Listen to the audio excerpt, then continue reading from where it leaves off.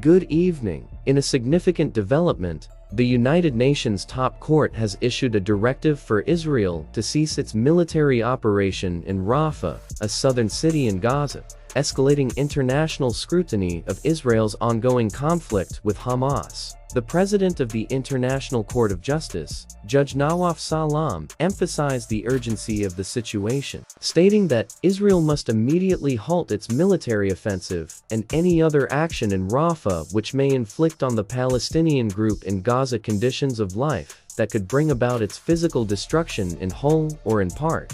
Judge Salam highlighted the dire humanitarian crisis in Rafah, noting that the situation is poised to worsen if Israel continues its operations. Israel initiated a limited ground offensive on May 7th, despite widespread international appeals, including from the United States, to refrain from such actions. Prior to the offensive, over 1 million Palestinians were sheltering in Rafah. Since the operation began, approximately 800,000 have been displaced. The Israeli military seized Rafah's crucial border crossing with Egypt, a key entry point for humanitarian aid, which remains closed. The ICJ has mandated Israel to reopen the Rafah crossing for humanitarian purposes and criticized the current living conditions imposed on the displaced population, deeming them inadequate to mitigate the severe risks faced by Palestinians. However, compliance with the ICJ ruling remains uncertain, as the court lacks enforcement mechanisms.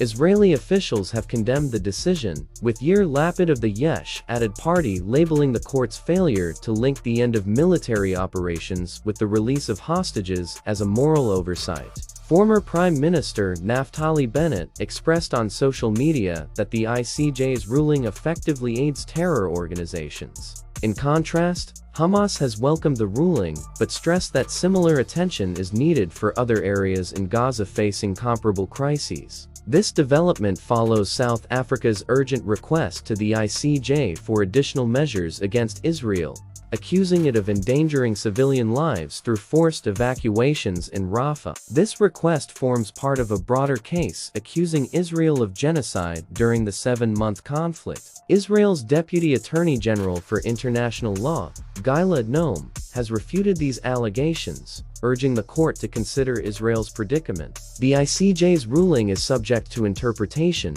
with legal experts suggesting that while it clearly requires a halt to actions leading to potential destruction, its precise implications remain ambiguous. Compliance by Israel, which faces increasing international and domestic pressure, remains to be seen. In related news, the International Criminal Court has sought arrest warrants for Hamas leaders as well as Israeli officials, including Prime Minister Benjamin Netanyahu, on charges of war crimes and crimes against humanity. Meanwhile, families of Israeli hostages continue to pressure Netanyahu for their release, releasing harrowing footage of captives. The United States' stance is also in focus, with the Biden administration's opposition to a major ground offensive in Rafah unless civilian safety is assured. Recently, the US halted arms shipments to Israel due to concerns over civilian casualties. The ruling by the ICJ is likely to intensify the pressure on Israel to scale back its military operations. Yet, Prime Minister Netanyahu has reiterated Israel's right to self-defense,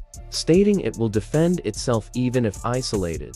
As the conflict continues, the international community watches closely, with many calling for a resolution to the escalating humanitarian crisis in Gaza. This is Johnathan Collins, and you're watching Prime Update News.